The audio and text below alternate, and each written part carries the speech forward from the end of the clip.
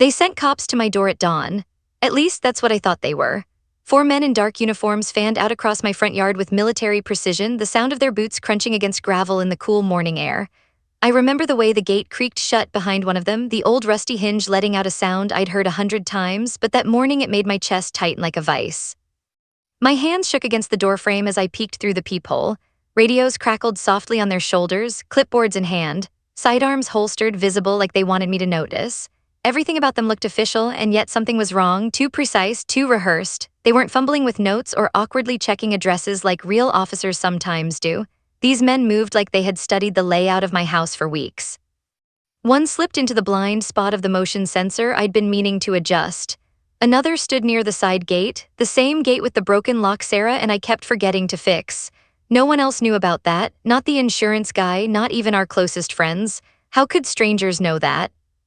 At exactly 8:00 a.m., the tallest one with a clipboard bellowed loud enough for the whole street to hear. "Police, we have a warrant for Sarah." My wife, my Sarah, the words didn't even make sense. Sarah who volunteers at the animal shelter every Saturday. Sarah who bakes cookies for kids on the block and stays late helping neighbors file reports when they've had their cars broken into.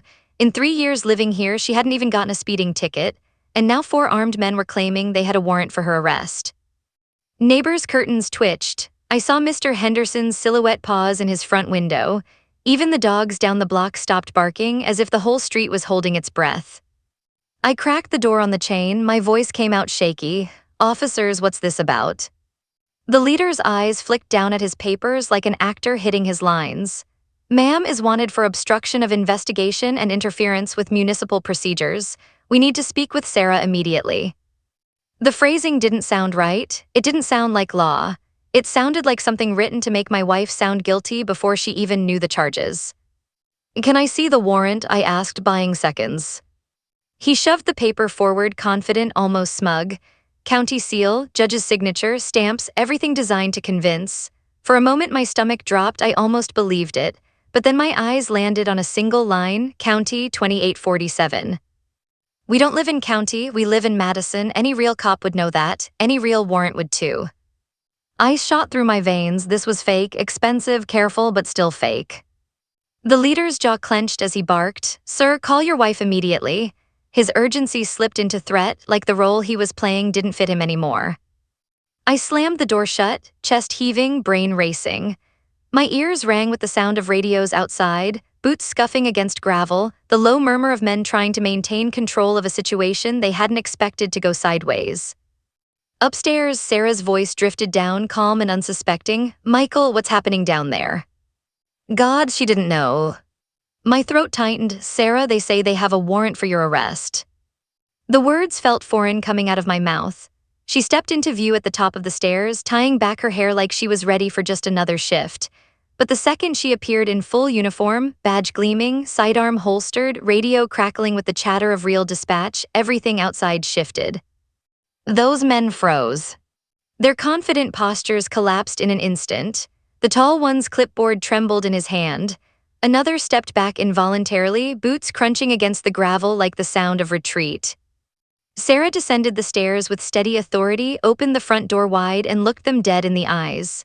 "Detective Sarah, Metro Police Department, badge 1247, you're claiming arrest authority for a sworn law enforcement officer. Do you understand what you've just done?" Her tone wasn't raised. She didn't need to. It carried the weight of years of training, of knowing exactly what questions to ask and exactly how fast imposters crumble when the truth cuts through their performance.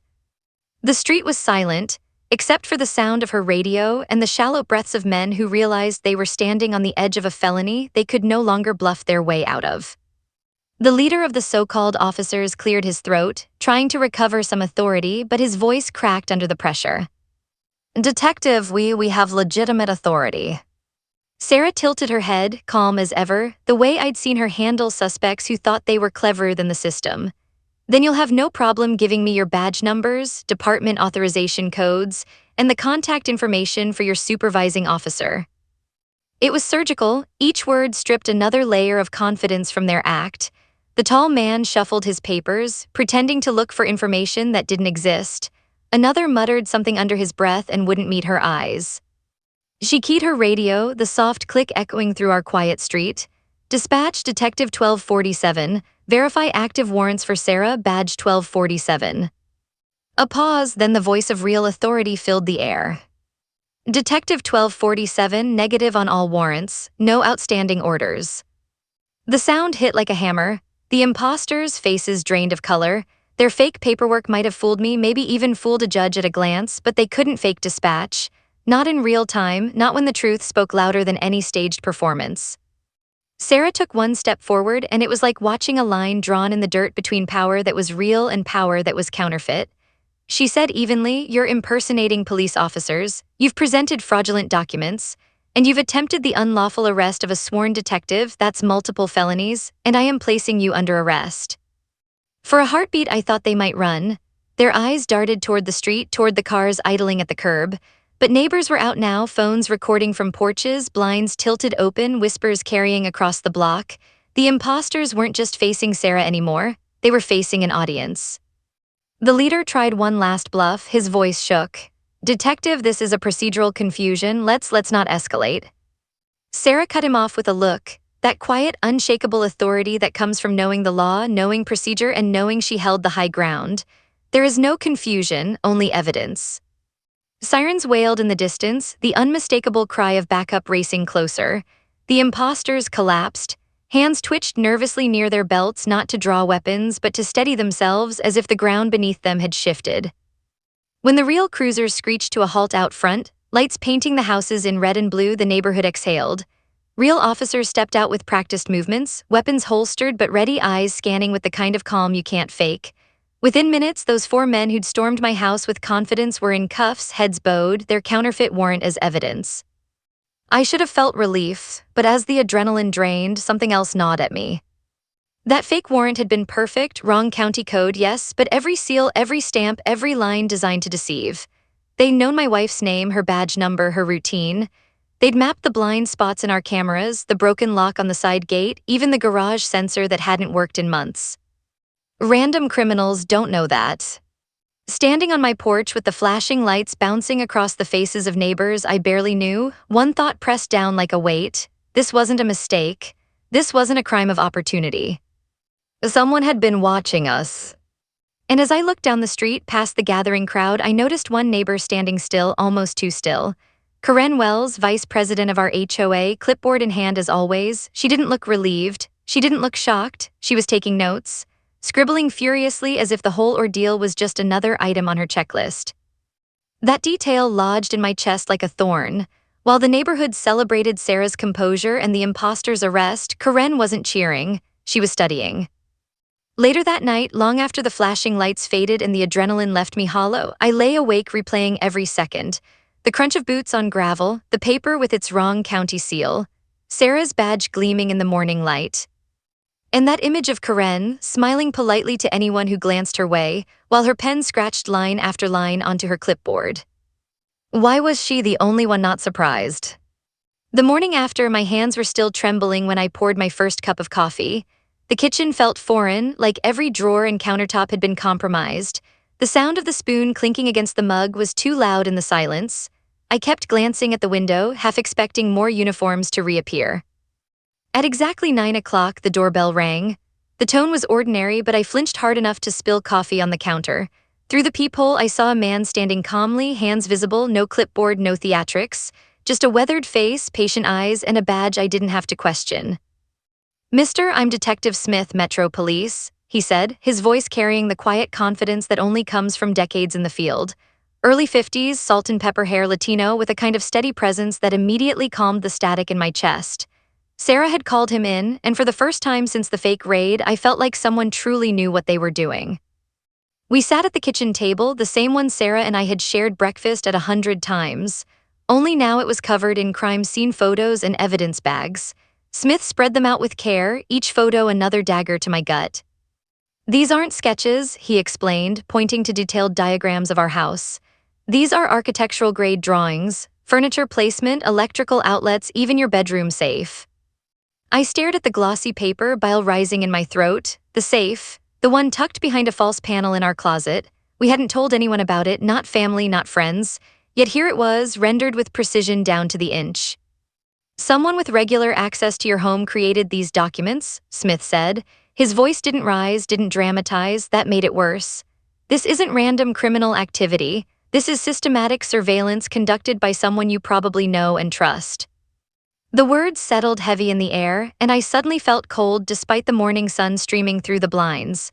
The only people with that kind of access were neighbors, HOA officials, or friends who had keys for emergencies. As if on cue, there was another knock at the door. This time it was Tom Miller, our neighbor, retired electrical engineer, quiet, meticulous. He always waved when mowing the lawn, always had a tip about fixing gutters or optimizing our Wi-Fi. He carried a manila folder under one arm, his brow furrowed with the kind of seriousness that made my stomach twist. "Michael, I think you need to see this," Tom said, setting the folder on the table. He pulled out pages filled with handwritten notes, printed screenshots from his home security system, and tidy rows of timestamps. "I've been monitoring unusual activity patterns in the neighborhood for months," he explained, sliding a page toward us. "Karen Wells, HOA vice president. She's been entering houses during the day while residents are at work, claiming it's for emergency HOA inspections." I blinked at him, stunned. Karen, the same Karen who brought cookies every Tuesday, who lectured about lawn height and color-coded garbage bins. "She always carries a clipboard," Tom continued, his voice tight, "and she has keys to most of the houses on this street." The notes were chilling, dates, times, even weather conditions carefully logged. Every visit lasting exactly 47 minutes, not 45, not 50, exactly 47. Smith leaned over the papers, his expression unreadable. Systematic, precise, she's not snooping, she's executing a plan.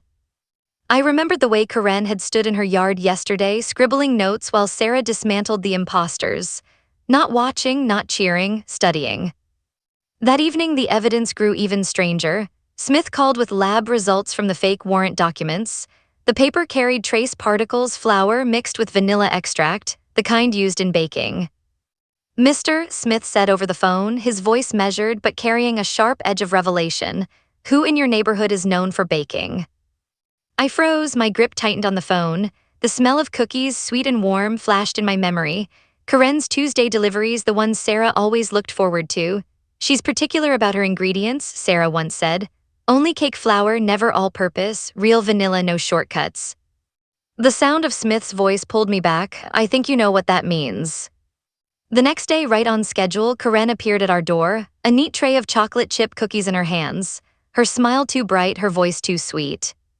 "Sarah, Michael," she chirped, "I brought your favorites. I heard about that terrible incident, how frightening for you both." Her tone was syrupy, but beneath it I heard something else, something almost satisfied, like she was savoring our fear, not sympathizing with it. As she rambled, I slipped my phone into my pocket and hit record. My voice came out casual, careful. "Karen, these cookies are amazing. What flour do you use again?" Her face lit up with pride. "Oh, only cake flour, and real vanilla, of course. I'd never use artificial flavoring. It's the only way to get that perfect texture." The words stabbed through me. Cake flour, real vanilla, exactly what the lab found on the surveillance documents. She had just confirmed in her own voice the fingerprint that tied her to the operation. I smiled politely, thanked her for the cookies, and closed the door, but my stomach churned. Sarah and Smith needed to hear this. Because our HOA vice president, our cookie-baking, clipboard-carrying neighbor, had just revealed herself as the link between those fake cops and the terrifying surveillance of our home. And the worst part, she had done it with a smile. By Wednesday evening, the dread returned. It started with the low hum of an unfamiliar engine idling outside, headlights sweeping briefly across our curtains. When I peeked through the peephole, my blood went cold. 3 more men in police uniforms, same cut of fabric, same holsters, same act. Only this time, Sarah was ready. She had spent the last 48 hours coordinating with Detective Smith, reviewing proper procedures and activating countermeasures. The body camera clipped to her vest blinked red, recording every breath. Our Wi-Fi router was linked to a secure police server, backing up footage in real time. Backup protocols were in place. She was calm, calmer than I was, standing by the door with her badge already displayed. When the knock came, sharp and rehearsed, she swung it open before they could demand entry. She said, her tone like steel wrapped in silk, "Badge numbers, department authorization codes, supervising officer contact information. Now." The imposters blinked, caught off guard. Their intimidation tactics, the same ones that had nearly fooled me, collapsed under the weight of her composure. One shuffled his feet, another glanced at the street. What they hadn't counted on was an audience. Because this time the neighborhood was watching. Tom Miller stood at his window, phone aimed squarely at our porch. Misses from her balcony whispering updates into her phone. Teenagers across the street leaned over their railing, cameras shaking with excitement. Even old Mr. Henderson, usually invisible behind closed blinds, stood on his driveway, arms crossed, his phone recording steadily. The imposters weren't just up against Sarah, they were performing in front of half the block. "You are claiming arrest authority," Sarah continued, her voice level, "without proper documentation, without authorization, and without supervisory oversight. That constitutes felony impersonation. You are under arrest." Her words landed like hammer strikes. The men fumbled for excuses, their false confidence unraveling thread by thread. One tried to sputter out a line about procedural miscommunication. Another reached for his clipboard as if paper alone could shield him from the truth.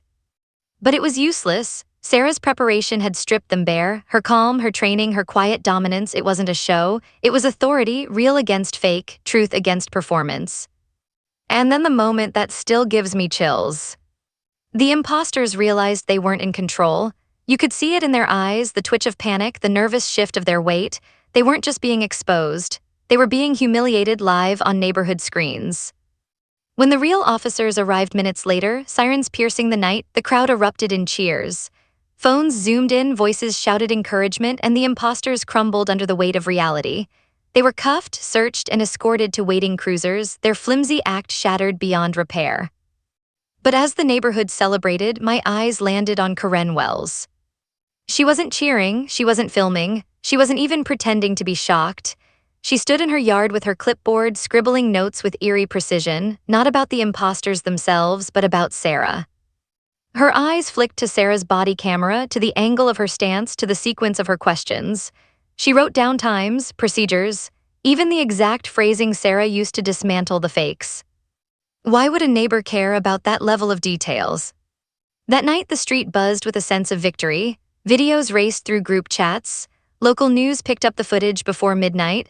Local detective outsmarts fake cops in HOA neighborhood. People replayed the moment Sarah cut the imposters off, the way their bravado cracked under her calm interrogation. But beneath the applause, something darker stirred. Neighbors started remembering little things about Karen, the way she had pressed misses for her daily routine, the way she'd asked the family across the street when they planned to travel for summer.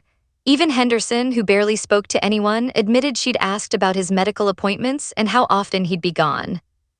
Taken alone, it had seemed nosy, annoying even, but together it painted a chilling picture.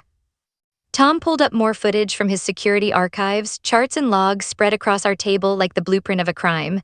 "She's not just nosy," he said, his voice grim. "She's building profiles, detailed ones, who's home when, where the blind spots are, vulnerabilities, entry points. This isn't curiosity, it's reconnaissance." Detective Smith reviewed the growing pile of community evidence, his expression darkening. "What started as fake police harassment is part of a larger operation," he said, tapping the charts. "Someone with authority in this neighborhood is supplying intelligence, someone with resources, and right now all signs point to Karen Wells." The room went quiet. Even Sarah, who'd stared down armed imposters without flinching, looked shaken. Because it's one thing to fend off strangers in fake uniforms. It's another to realize the real enemy might be your neighbor, the one smiling over cookies every Tuesday, the one walking your street with a clipboard, collecting details you never thought twice about sharing. As the night wore on, neighbors began whispering fears they'd never voiced aloud. How many houses had Karen entered with her emergency keys? How many families had she profiled without their knowledge? And one question kept echoing in my head, louder than the cheers, louder than the sirens, louder than the clinking of cuffs around imposters' wrists. If Karen wasn't surprised by any of this, was she the one orchestrating it? By Thursday morning, the tension on our block was almost visible, like humidity before a storm. Conversations that once hovered around lawn care and trash pickup had shifted to whispers about break-ins, keys, and that too-friendly smile Karen wore like armor. Tom Miller showed up again at our door, arms full of printouts, his engineer's mind still dissecting every second of security footage. He spread charts across our kitchen table with precision, each line representing another piece of the puzzle we hadn't wanted to see. "Michael," he said, adjusting his glasses, "I've been analyzing the timing of Karen's house visits. There's a pattern. Every time she enters your home, she stays exactly 47 minutes, not a second more, not a second less. The number clung to me like static, 47 minutes. She wasn't snooping casually. She wasn't wandering around. She was conducting methodical searches, planned intervals with exact objectives. Smith leaned over the charts, his brow furrowed. That level of precision doesn't happen by accident. It suggests a checklist, something she's installing, photographing, or cataloging. My stomach twisted. What had she done in our house during those 47 minutes?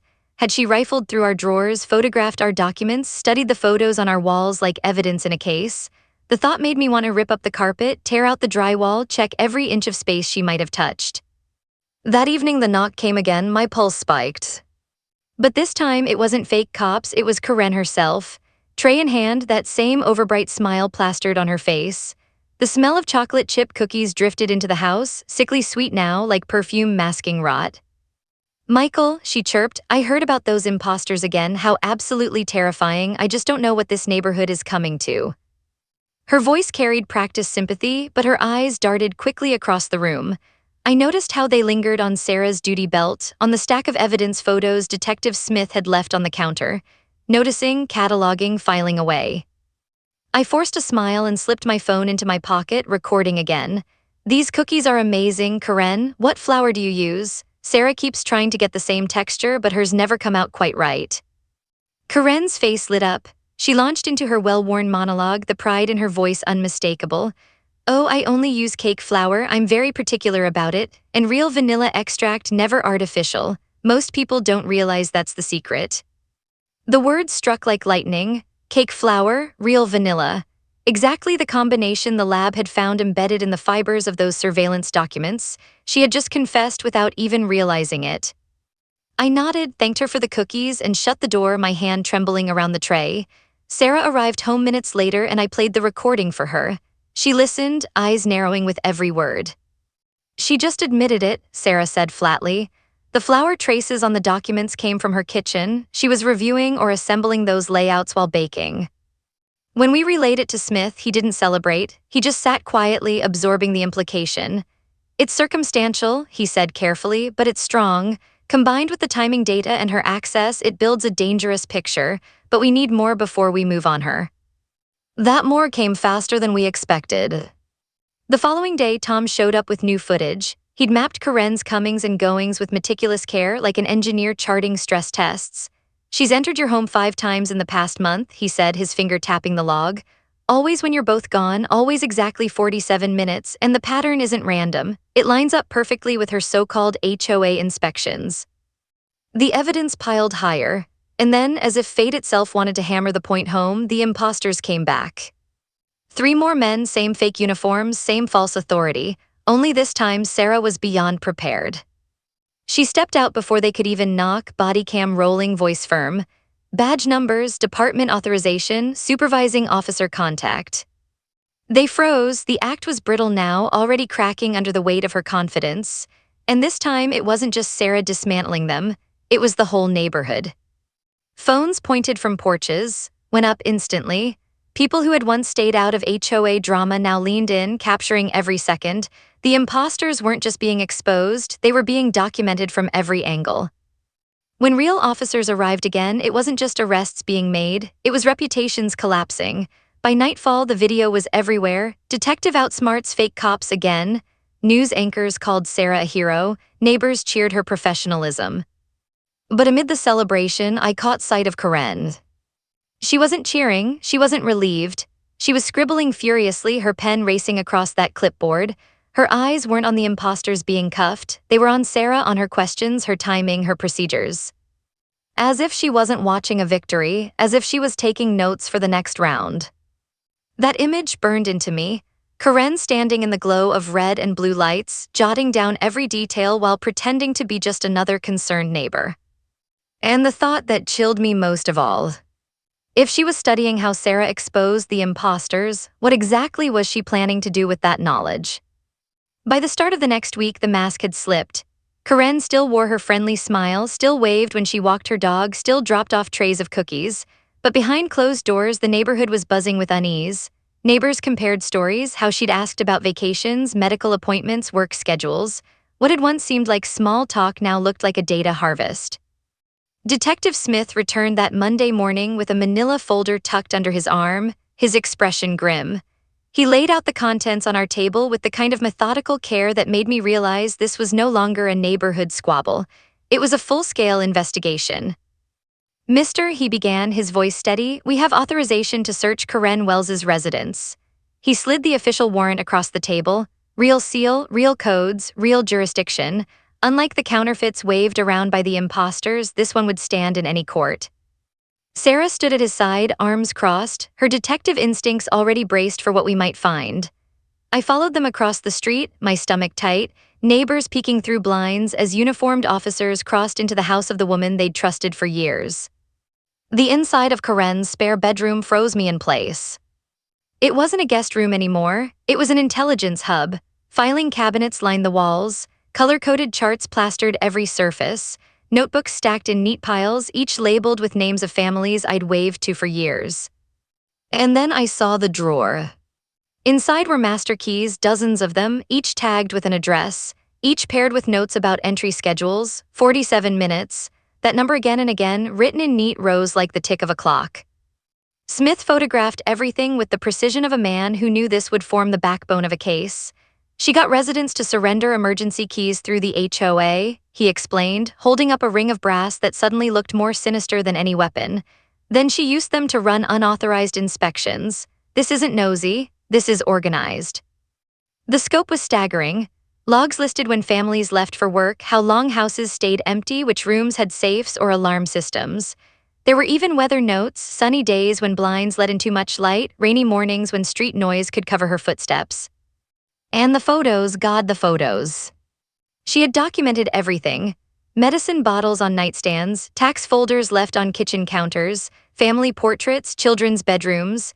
She had mapped alarm zones, camera blind spots, even scribbled notes about where people stored spare cash. The intrusion was suffocating. I felt like the air itself was contaminated. To realize that Karen, our neighbor, our cookie-baking HOA vice president, had been stepping into our private lives with surgical precision for months, maybe years, made me want to scrub every inch of my house. But the worst discovery wasn't in the drawers or the charts, it was on her computer. A tech specialist scrolled through recovered files, the glow of the monitor illuminating lines of corporate emails. Riverside Development Group, property assessments, acquisition targets, commission structures. Karen hadn't been acting alone, she was part of something larger, something colder. "Mr. Smith said quietly, "this isn't about nosiness or personal vendettas. This is professional intelligence gathering, coordinated with developers to suppress property values and pressure families into selling below market." I gripped the back of a chair, my knuckles white. She was doing this for money. "For profit," Smith confirmed, tapping a chart on the screen. For every $10,000 shaved off a sale, she received $5,000 in commission. Multiply that by dozens of homes, and you have hundreds of thousands in kickbacks, all hidden under the guise of HOA compliance. The room swayed. I thought back to every tray of cookies, every helpful reminder about yard maintenance, every clipboard checkmark. It was never about neighborly concern. It was about leverage, gathering details to weaponize against us. And she'd nearly succeeded. Across the street, Mrs. admitted she'd sold her sister's house under pressure from repeated compliance letters Karen issued. The couple on Oak Street remembered Karen asking if their alarm system ever gave them trouble, days before it mysteriously malfunctioned. Even quiet Mr. Henderson recalled how she insisted he provide her with a spare key in case of emergencies. One by one, neighbors began to see the pattern. The emergency key program wasn't about safety. It was about surveillance. The inspections weren't about compliance, they were about infiltration. And Karen Wells, our neighbor, our HOA vice president, wasn't just meddling. She was orchestrating a campaign to dismantle our community piece by piece. That evening, as we left her house with evidence boxed, and Smith muttered something that chilled me more than the files. "She can run," he said, glancing at the empty driveway, "but the evidence doesn't move, and it's enough to bury her." I wanted to believe him, but as I looked at the carefully labeled keys, the cold precision of the charts, and the sheer volume of data Karen had compiled, one thought haunted me all night. If she'd been building this operation for years, who else was she working with? It was a Friday evening when the doorbell rang. I wasn't expecting anyone, and the sound jolted through me like a gunshot. Through the peephole, my breath caught in my throat. Karen Wells. But this wasn't the perfectly groomed neighbor who used to bring cookies and smile through every HOA meeting. Her hair was tangled, clothes wrinkled, eyes red-rimmed like she hadn't slept in days. She looked less like a suburban organizer and more like someone cornered. "Sarah, Michael, we need to talk right now," her voice cracked, shrill with panic. Sarah motioned for me to stay back, her phone already in hand, recording. "Karen, you should contact your attorney. You're wanted for questioning about real estate fraud and unauthorized property access." Her voice was calm, steady, the same voice that had dismantled the imposters. But Karen's mask was gone. She slammed her palm against the doorframe. "You've destroyed everything I've worked for. 2 years of planning ruined. Do you have any idea what you've done?" Her words tumbled out like a confession wrapped in fury. The sweet, smiling neighbor was gone. What stood before us was the predator underneath. "You think this neighborhood mattered to you? I improved it," she shrieked, voice rising. "I removed families who dragged down property values. I was creating opportunity, real opportunity. You should have thanked me." Sarah didn't flinch. "You terrorized families for profit, Karen. That's not improvement, that's organized crime." At that moment, Tom Miller stepped out from his front porch, phone raised, steady as ever. "Karen," he called across the lawn, "you violated 47 families. You turned our lives into your ledger. That's not development, that's theft." His voice was sharp, the voice of a man who'd measured her scheme down to the minute. Karen spun toward him, her face twisted with rage. "You're all too stupid to understand. This wasn't crime, it was strategy. Real estate optimization, community transformation. I was making millions for people who actually understand progress." Her words carried across the block, neighbors gathering on porches, phones raised, disbelief etched into their faces. The woman they'd trusted, the woman who had handed out cookies and checklists, was screaming confessions into the night. And then came the line that made every stomach on the street drop. "I spent 2 years building profiles, your weaknesses, your routines, your vulnerabilities. I had everything mapped, but detective had to ruin it all." She spat Sarah's name like a curse, as if my wife were the only obstacle between her and complete victory. The flashing lights of real police cars cut through the dark just then, sirens muted but urgent. Detective Smith stepped out, calm but firm, backup fanning around him. His voice was steady, almost weary, as if he'd been waiting for this moment. "Karen Wells, you are under arrest for real estate fraud, criminal harassment, unauthorized property access, and conspiracy across multiple communities."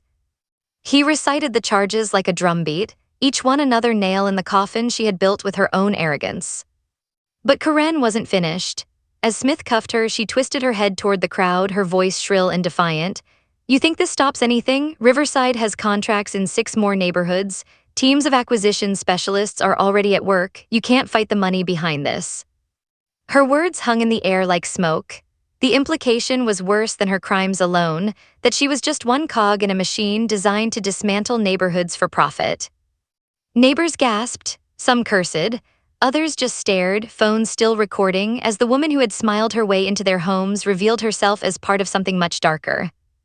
As they led her to the cruiser, she fought one last time to salvage control. "You'll all regret this," she screamed. "I was your only chance at progress." But her voice cracked, desperate now, drowned out by the sound of cuffs clicking shut and the weight of her own words captured forever on dozens of phones. Relief should have washed over me as she disappeared into the back of that squad car. And in part it did, but her warning echoed in my mind like a curse. 6 more neighborhoods, teams of specialists. If Karen wasn't lying and her arrogance made me think she wasn't, then what happened on our street was only one chapter of a much larger story. That night, Sarah and I sat on the porch, the air heavy with the smell of cut grass and the sound of neighbors talking in hushed voices. For the first time in weeks, the street was quiet, safe, but underneath the relief was something colder. Because if Karen was just one, how many more were out there? The courthouse smelled faintly of polished wood and stale coffee, the kind of scent that clings to places where too many lives have unraveled. Weeks had passed since Karen's arrest, yet the weight of her betrayal still pressed on every neighbor who took their seats in the gallery. I sat beside Sarah, her hand steady in mine, as the gavel cracked and the case of State v. Karen Wells began. Karen entered in a plain suit, her once perfect hair pulled back, no clipboard in sight. Without it, she looked smaller, almost diminished. But when her eyes swept across the room, I saw the same flicker of arrogance, the same unshakable belief that she'd outsmart the system again. The prosecution laid it all out with ruthless clarity. Evidence bags filled with master keys, photos of our homes taken without permission, charts documenting our routines, weaknesses, and absences, and perhaps most damning, the trail of emails linking her to Riverside Development Group. Ladies and of the jury, the prosecutor said, holding up a chart labeled with names of families I knew by heart, this is not the work of a well-meaning neighbor. This is the work of a criminal enterprise. Mrs. Wells betrayed the trust of every person in her community, not for safety, not for order, but for profit. Karen's attorney tried to spin it differently. He painted her as a misunderstood organizer, a woman with good intentions who simply took her duties too far. He spoke of community enhancement, of optimizing property values, as though turning our private lives into spreadsheets was some kind of service. But then the recording played. Her own voice, sharp and furious at our doorstep. I spent 2 years building profiles, your weaknesses, your routines, your vulnerabilities. The gallery shifted uneasily. Even the jurors flinched. Her arrogance, her obsession, it was undeniable and it was on tape. When the verdict came, the words seemed to echo louder than the gavel itself. Guilty on all counts. The sentence followed swiftly. 15 years, no parole for the first 10. Karen Wells, the neighbor who once brought cookies and smiled as she scribbled notes, was led away in shackles, her head bowed. But justice, though necessary, didn't erase the scars she'd left behind. In the weeks after, our neighborhood felt both freer and more fragile. Neighbors gathered more often now, swapping stories and checking in on one another. Locks were changed, spare keys collected, cameras installed. We had been shaken awake to the reality that trust, once broken, doesn't mend easily. Sarah received commendations from her department for her composure and courage. Videos of her dismantling the imposters circulated for weeks, hailed as a calm under pressure. I watched with pride, though privately I wished she hadn't had to stand in that doorway at all. Detective Smith, steady as ever, closed the case with quiet professionalism, though even he admitted Karen's revelation about Riverside haunted him. We stopped one operation, he told me as we stood on my porch one evening. But this model, it's scalable. If she wasn't lying, there are others out there, other Karens, other neighborhoods. The thought lingered, a shadow that no arrest could fully dispel. Still, in the quiet of our evenings, I found myself reflecting on what we'd survived. The gate still creaked when the wind pushed it open. Dust still clung to my boots when I came in from the yard. Life had resumed its small, ordinary rhythms, but beneath those rhythms lay a deeper awareness. That safety isn't just about locked doors or police patrols. It's about vigilance, about neighbors who watch out for one another, not to exploit but to protect, about remembering that the greatest dangers sometimes wear the friendliest smiles. One night, Sarah sat beside me on the porch, the cicadas buzzing in the trees, her hand warm in mine. She said something I'll never forget. Dignity doesn't always come from standing tall.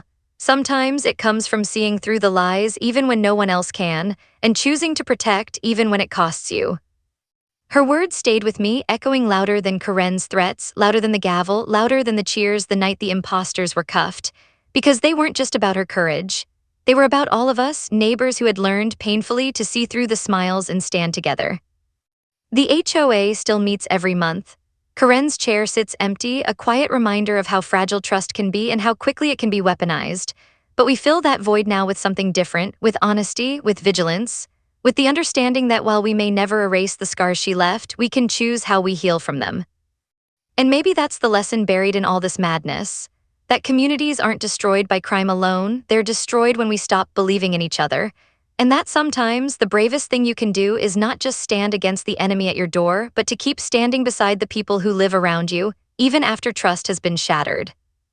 Because in the end, safety doesn't come from walls or locks. It comes from knowing who your neighbors really are.